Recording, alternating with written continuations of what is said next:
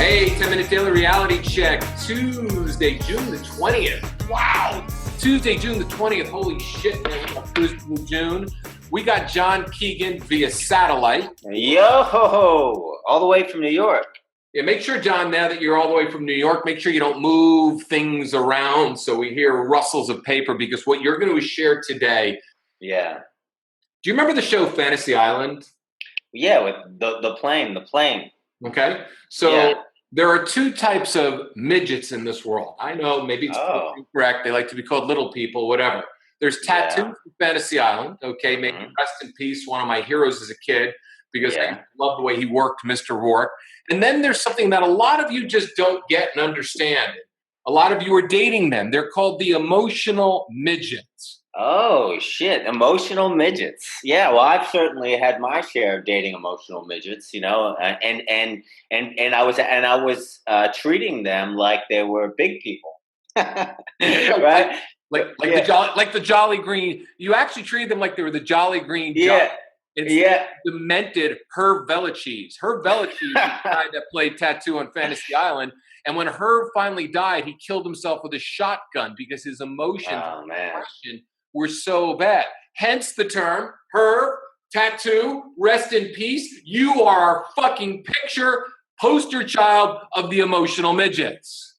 Well, let me ask you this. This is a serious question, okay? Sure. Should we just change it? Because we want to start being a little more politically correct. Should we just call them emotional little people? Or should we just stick with emotional midget? Fuck it. Look who our president is. We have a guy that's so politically incorrect as president, and we can't talk about midgets. The fact of the matter is, I have friends who are little people. And you know what? And together we can laugh and call them midgets, because everybody, Jamie Williams, that great, that great comic, right? I think his name is Jamie Williams or something. I think his name is that. He talks about nobody and everybody laughs when they hear the word midget, but everybody's so afraid to say it. So I think we could call it, for you people who want to be politically correct, John's right, we'll call it emotionally little people. Okay, for the rest of you that are a little politically incorrect, we'll call them follow the yellow brick little people road to emotional hell. And for those of you that have a sense of humor like John and I, we'll just call them emotional midgets. So, all right, so let's get down to business then. Yes. Okay. So recently, my alter ego, Johnny Wolf, was dating a girl, and Johnny Wolf did it again. Yeah, Johnny Wolf. Yeah. So Johnny Wolf was dating a girl who was stunning and beautiful and sexy, and really was his type, 100% his type. Unbelievable. And although Johnny Wolf, he's a guy who meditates and levitates and transforms himself and helps other people transform, he got emotionally involved with this beautiful, stunning creature, this beautiful woman. And Johnny Wolf then, as he got emotionally involved with her, he began treating her as his equal, as he should. And then what would happen is she would not act as an equal. And then he would expect her to act as an equal. But the reality was, she was an emotional midget, a spiritual midget, and he was treating her, like you said, like a Jolly Green Giant. And that just doesn't work. So it's a good question. It's something you always say. And you gave Johnny Wolf some great advice. You said, Johnny, I overheard you say, John, you got to stop dating your type and start dating your standards. And that's the reality. And what I felt like, but many times I have felt but many times in my life, and this is true, I felt, and that's not to say that this person or any person that any of us have dated are incapable of becoming Jolly Green Giants, or at least full regular sized human beings. Maybe no one's going to become a Jolly Green Giant, but anyone can become a regular sized person emotionally. And how that happened, I just can't believe this conversation. But anyway, how that happened. Good one. Yeah. How that happened. And I'm being quiet right now. I have so much to add, but I'm just going to vomit it out. Yeah. So, but the main thing is I personally have dated, like Johnny Wolf, I personally dated a lot of women, and and gotten involved with them. And then when I was dating them, I was just trying to, connect with them. But because I was we were able to connect on a physical level, and even to some degree on an emotional level, and some degree on a conversational level. Then we became partners, or so to speak. We were supposed to be partners, but the reality is they were incapable of being at my level on certain things. This is not egotistical. Maybe I was older, maybe I had a lot more experience, maybe this, maybe that, or maybe we're just not the same kinds of people, but we weren't actually as evolved emotionally or spiritually as each other should be to be partners. We weren't on the same level, at least we could say that. And I often felt like I was in a mental home, and I started off as the therapist, and then I got involved with my patient, and I started expecting them to act sane. And that's what starts to happen when you're not dating someone who's really your standards, or who really matches your emotional level or spiritual level. And even though you guys look great together, and even though you guys have some connection on some level, there's this huge disconnect in that starts friction and fighting and deep unhappiness, and the feelings that we all get when we're in a bad relationship, which is the feelings of being unheard, not understood. And and then the other person is not they become your enemy, and you become their enemy, and everyone feels bad because no one's so really what I've learned is to do everyone a favor. When someone doesn't match your standards, it doesn't mean they're bad. It means that you guys aren't going to connect, and it's going to cause a lot of ugly times, and it's better for that person to go and be with someone who's more on their level, and for you to be to keep searching for someone more on your level.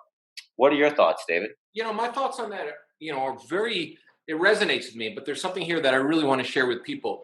We get so sucked in. You used the term her beauty, and the fact of the matter is, this is what happens. Okay. There's a point in our life where it's time to grow the fuck up. As a man, how many more, and this is not geared, we got an equal amount of men and women listeners, okay? And I'm not going to rip men apart, but how many more conquests do you truly need? How many more validations do you need? How many more times do you need to talk to your friends and just go, man, she's so hot, right? Because if you think about when you lead with how hot she is, you're actually leading with basically the little boy inside you saying, hey, I need some validation here, man. Whether it's, you got leftover dad issues and dad never validated you, or leftover mom issues, or you were teased as a kid and nobody thought you'd be a stud, whatever it might be. But when you're dealing with an emotional midget, you're literally arguing or trying to communicate relationships with somebody who's a fucking loser. Okay. And I'm not saying that emotional midgets are losers, but they are in your world. I mean, everybody has their threshold of what they can put up with. And I think a lot of people just put up with emotional midgets because they expect them to change, or they invested time in them, and they get caught up in the sex, and there's nobody been hotter, and it's the best sex I've ever had. And a lot of that stuff is bullshit statements, because the best sex that you're ever going to have is the sex that you're going to have with your spiritual, soulful, emotional equal. You haven't even gone down that road yet, so you don't even know what you're talking about, because it's a physical thing. That's what I always tell people all the time. You're physically fucking, and you're fucking each other's mind, but you're not emotionally connecting, heart to heart, soul to soul connection. And that's what I think a lot of people are doing, because they're constantly thinking that this emotional retard or this emotional midget is going to change or grow, and we can show them the way. But in reality, man, you got to just date, not you, of course, everybody else in Johnny Wolf, got to date your standards. And your standards are, do you truly want a partner? Do you want somebody to come home to at night that's going to listen to you and grow with you and explore your mind and be there with you? Are you looking for your best friend? Or are we all just looking for just another conquest, another swipe? And that's what I think a lot of people don't get. They're so caught up in that. And I've only dated women that have been really beautiful, but they've all looked really different. And the one great thing about all of them is that emotionally, they were pretty cool people. Wait a minute. Fuck you. Wait a minute. Now you're saying, listen, I know that you have dated emotional retards. I know that you have that you have. This is unbelievable. Now you're trying to act like you don't have a history of dating emotional. Oh my God, total like. Get out of here! Get out of here! But I haven't dated emotional retards in a while. Yeah, that's true. You haven't in the last 2 years, maybe. Right. So, well, no. Right. Figure in the last couple of years, okay, I've been looking for more of an emotional connection, and that's the reason why. That's the reason why I've stayed single, right? Because look, we all know, and you and I can talk about it. And I'm not going to mention anybody I've ever dated by names, but I have definitely dated the emotional retard. I've definitely dated the angry person. I've definitely dated the person who doesn't see your. Wait, can I ask? Can I interrupt really quick? Yeah. Is there a differentiation between an emotional retard and an emotional midget, or are we just lumping it in as the same? I think we're just politically incorrect, really just fucking ripping apart people who are just emotionally not. But wait, all right, but then, so why don't we call it a spiritual retard and an emotional midget? Okay.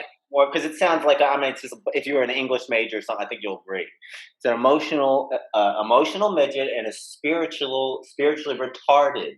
Now, listen, what you were saying something, I guess, on one hand, I still am being politically correct. The reality is there are people, and there's a lot of beautiful women, specifically, especially beautiful young women who are, young, beautiful women are, the prize of all men, so of all ages. So like a girl who could be 21 or 22 or 23 or 24 or 25 could be dating a 50-year-old man easily. It happens every day. And the 50-year-old man's getting involved thinking like, oh, she's my emotional equal. And that's where things get really crazy. And a lot of those young girls don't become entitled. They get this feeling of entitlement, and they start to believe like they're really involved because they're dating an older guy, and therefore they're different. But the reality is they're not different. They're just that age, even if they're exceptional people in many other ways. Like they're really bright and they've traveled the world, they make a lot of money. They're still just only can have so much. They can only have evolved so far. So the reality is that there are people in the world that are emotionally challenged, emotionally stunted, and a lot of times, and I don't want to just say something way out of left field, but a lot of times really, really beautiful women are really fucked up. What do you think about that, David? Women are going to get pissed at this, and I'm going to say something. A lot of beautiful women are very fucked up, and I'm going to tell you the truth why. Tell me why, because we have to get into it, because we have to. Honestly, it's not their fucking fault. And I'm going to tell you why it's not their fault. Okay. Because this is what happens. Okay. They're objectified when they're a teenager. Okay. They're objectified by, their growing breasts, their great ass, their lips. They're objectified by men. So what happens is men many times will sleep with a woman, promise them the moon, promise them the stars, and then fuck them over. In their 20s, they're objectified, and then they date older guys. Older guys make all these promises that never ever come true most of the time, right? So by the time a woman hits 30, she is emotionally fucked up because of her choices in dating.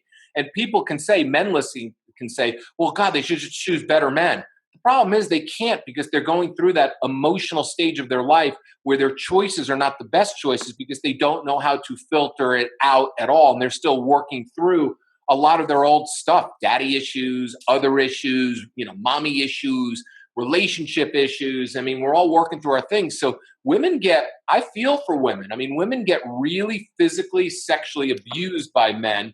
And then all of a sudden, when they want something great, it's hard for them to lose the anger because they get disappointed. So I will say a lot of women are very fucked up because of that. And then you take women that aren't beautiful and women that didn't have a lot of experience with men, and they're bitter and angry because they felt like they weren't beautiful, and then they had to take the scraps in the bottom of the scrap heap in men.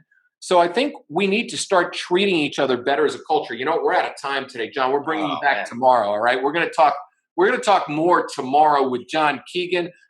John, you know the tagline, man. End it for everybody. All right, come on back tomorrow for more self-help, and I say radical self-help, and that's radical, that's mind-blowing, life-altering self-help that doesn't suck. All right, for everybody else, man, share the podcast. As always, rate this on iTunes, whether you love us, hate us, or despise us, or absolutely think this is the greatest thing in the entire world. And please don't just like us on Facebook, share the thing so other people can hear it. Words don't be stingy with your shares. It's good spiritually to give, to share. All right, out. See you tomorrow. Peace.